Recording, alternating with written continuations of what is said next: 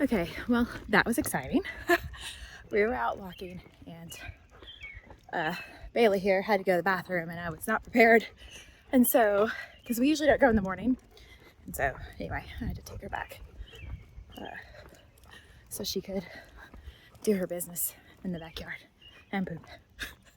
So, we got a little sprint in there. That was exhilarating. But we made it. So, yes! It was once said that a goal without a plan is just a wish. At 40 years old, I ran my first half marathon at runDisney's Princess Weekend 2023 after only running for just over a year. I realized my journey wasn't over and decided to take on Wine Dine Weekend 2023, running the 5K, 10K, and half marathon over the course of just 3 days. Now I have a goal and I have a plan, so follow along while I am out here just chasing pixie dust.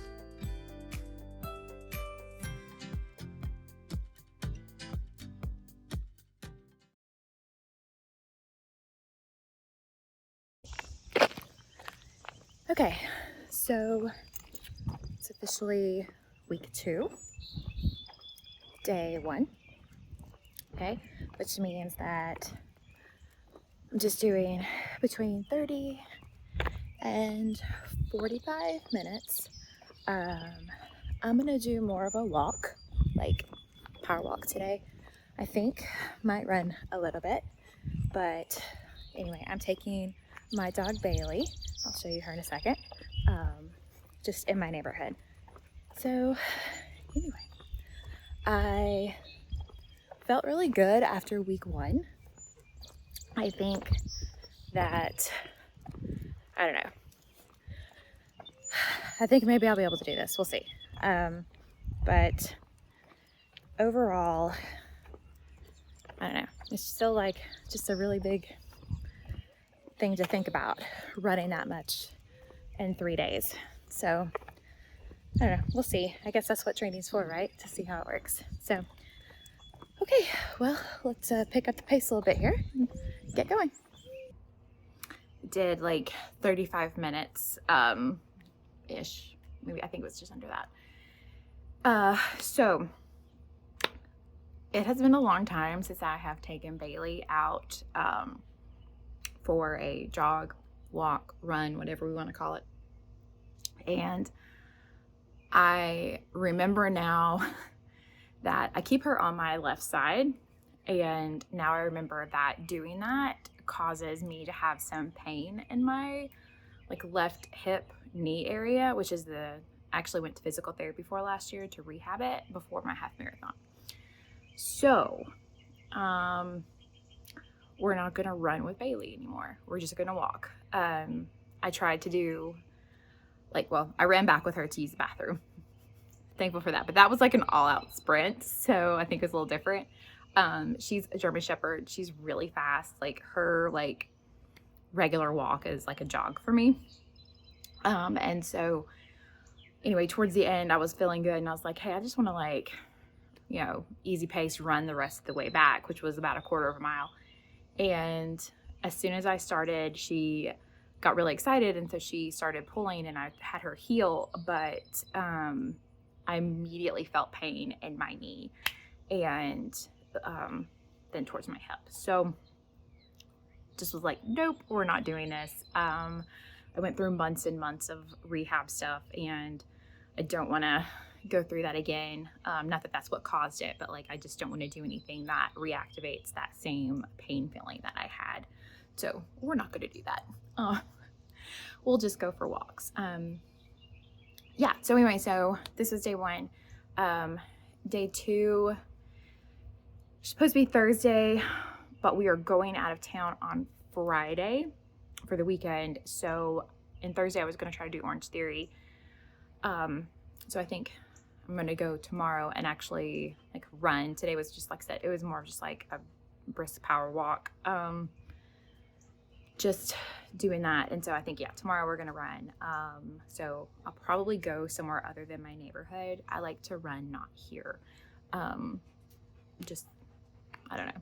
I like to mix it up. So try to figure out where I'm going to go. And I need to go early in the morning because I have things tomorrow afternoon. So having to set a goal for myself to get up and get ready and fuel myself and go do that, because I would like to have a decent run. So anyway, that's the plan for tomorrow. And then, like I said, I'm going out of town, so the weekend will be, we're coming back on Sunday, and I have 4 miles this weekend, and it looks like rain on Sunday here. So those 4 miles might be on a treadmill. So that'll be a fun adventure to take you along on if that happens. I'm actually crossing my fingers it doesn't happen. I know eventually I'm going to have to do a longer, like a more than just a few minutes on a treadmill. So anyway, it's coming. I know it's coming. That's why I have one. So anyway, that's a wrap up for today. All right. Good morning, y'all. Let's see here. We're at week 2. Day 2, okay, yeah, for training. So I'm at my house. I was going to drive somewhere today to do this run, but honestly, I've got a lot going on today. I've got some stuff.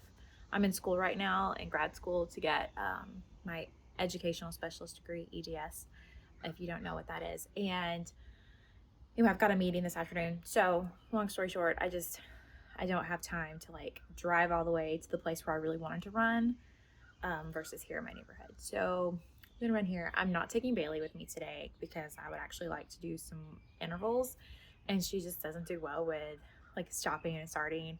That's just not her thing. So anyway, so we're gonna do it by myself. It is not my favorite place to run at all. I actually can't stand running in my neighborhood just because there's like cars parked on the side of the road and you're having to go around them. People don't run on the right side of the road, like where they're supposed to be. They run on the opposite side here, and it drives me crazy because like I'm running the way I'm supposed to be and they're running the wrong way. It makes them irritated at me. Whatever. Anyway, so yeah, not my favorite, but we're gonna get this done. It's supposed to be 30 to 45 minutes today, so my goal is we're gonna see like how I feel at 30 and like kind of where I'm at mileage wise, and if I want to like take it a little bit further. So anyway, that's the goal. So I'm gonna go knock this out because it's already 9:30 and I have things to do. So all right, let's get this done.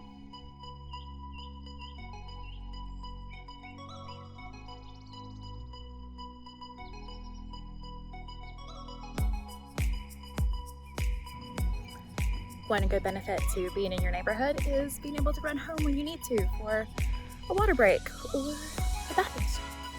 So I'll take that, I guess. Any other way, I just don't like running here. But, all right, still have like 15-ish minutes to go. So anyway, here we go. Whew. Okay, done.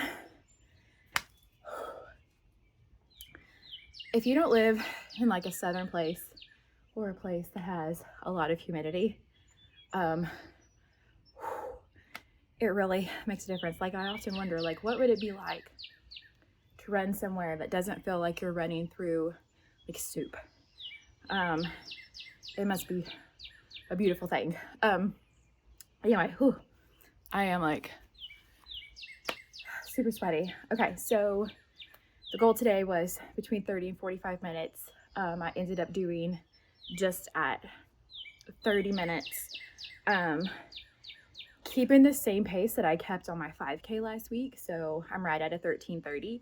So I feel like that's kind of like where my base is right now when I'm just like running like a sustainable pace right now, which obviously I want to get that faster, but I feel good that like I seem to be pretty consistent with that with my intervals. So like running and walking, I keep like right at a 13:30. So anyway, would like to increase it, but I feel good that that's where we're at right now. So I'm actually, tomorrow I'm doing Orange Theory, which will be a great workout.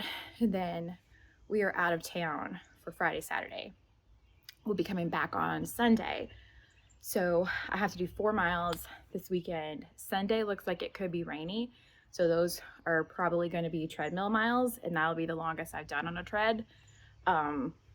So that should be exciting. I'm going to download some like Peloton like runs and walks and different things like that to get me through the 4 miles, so I can stream it on I have a TV in my gym, so I can stream it on my non-Peloton tread and try to make it easier. So I'm going to go ahead and like prep for that ahead of time, so that day when I'm back and I'm ready, I can just go into it. So anyway, all right, like I said, feeling good, really sweaty, gonna go handle this and get the rest of my day going. So anyway, I'm glad it's done. Okay, so here we are. It is week 2, day 3 of training. So we just got back from being downtown.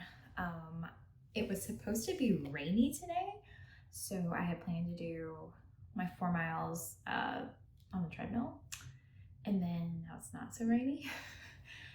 But I also don't really want to do this, so I have already planned. I've got my TV up here queued. I've already planned like enough Peloton classes to get me through what would or should be 4 miles.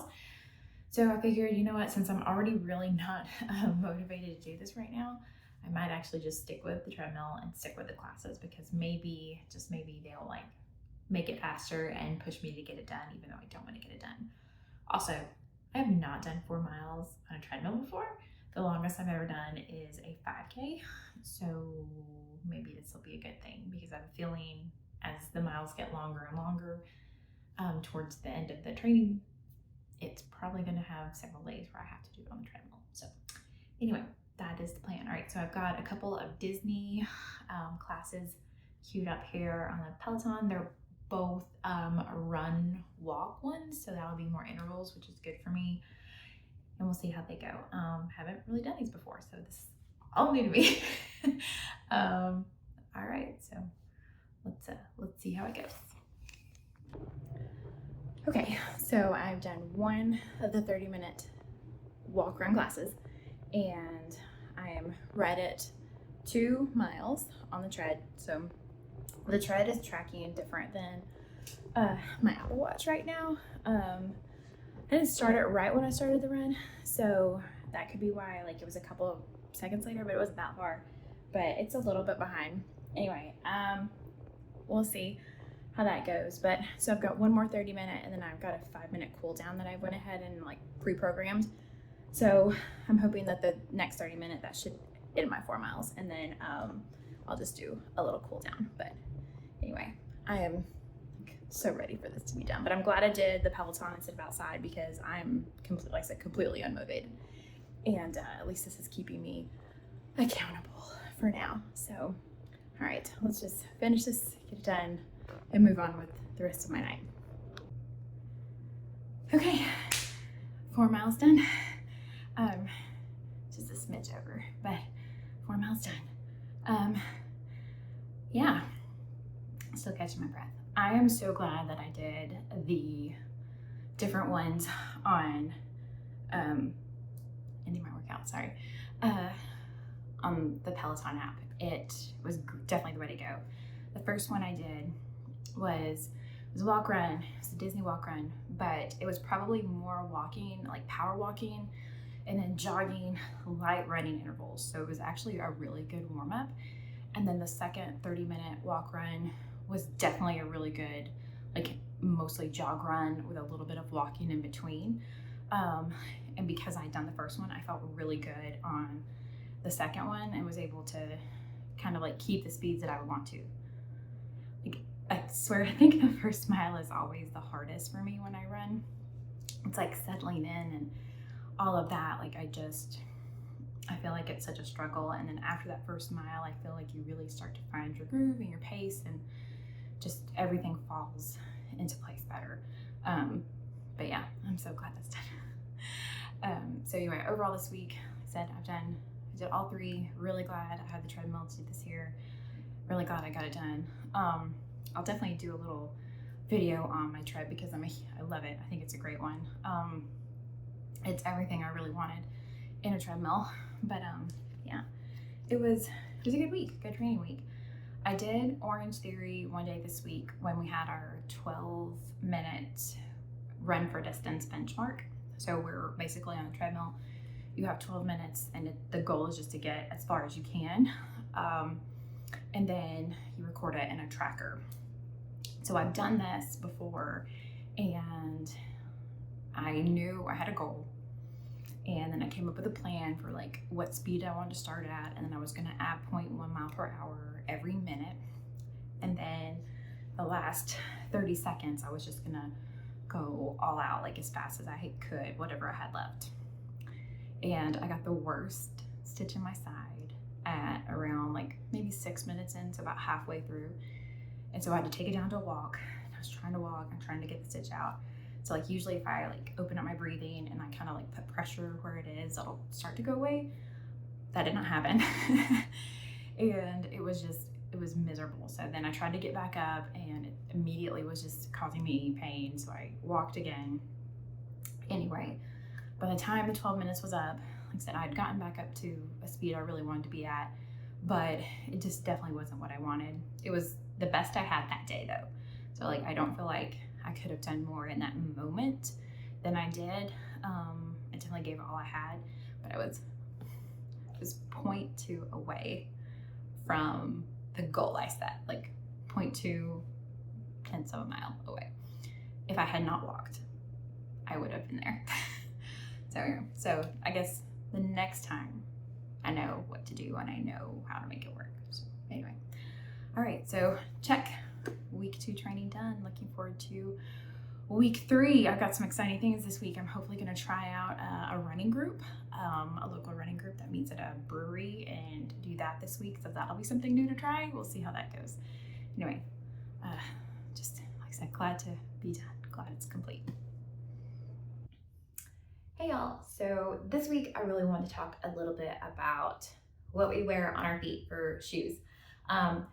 Different kinds of shoes. So I think the most important thing to know, and what I learned when I first started running, is that different shoes work for different people. And just because a shoe works for me doesn't mean it'll work for you. I remember when I first started, I just thought, okay, Brooks were the shoes to get because everyone I knew was running in Brooks. I tried 4 different kinds, different ones, Ghost, Glycerin, I think Launch, and maybe Levitate were all the different ones, and none of them felt good to me. I didn't like any of them. So it was really disheartening because I thought, oh no, I can't wear them. But really none of them were the right shoe for me.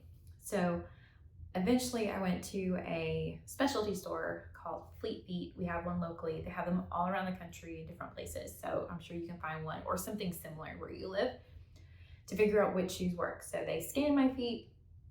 I ran on a treadmill so they could kind of look at my gait and just see where I was, and I walked around a little bit. They just wanted to kind of get a feel for what I needed. Anyway, so I wear mostly a neutral type shoe. Some people need a stability shoe. And just like I said, it just depends on you. Anyway, so I'll show you these. These were my absolute favorite when I first got them. I love these shoes. They felt good, like right out of the box as soon as I put them on my feet. These were my half marathon shoes, so they have a special place in my heart. They carried me across that finish line. So these are Mizuno Wave Sky 5s. So what you'll find about shoes is they're way different kinds for every brand, but then every year they tend to release a new version of that shoe. And sometimes they have slight changes, so watch out for that.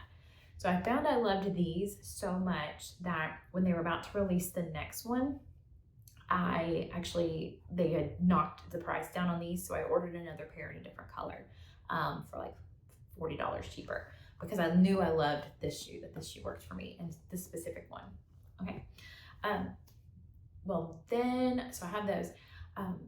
After the half marathon, I decided to go ahead and treat myself to some new shoes for this next training cycle because it's really good to alternate the shoes that you run in, especially if you're getting a lot of miles. I knew I was going to be getting a lot of miles, so I wanted to make sure that I kind of mixed it up a little bit.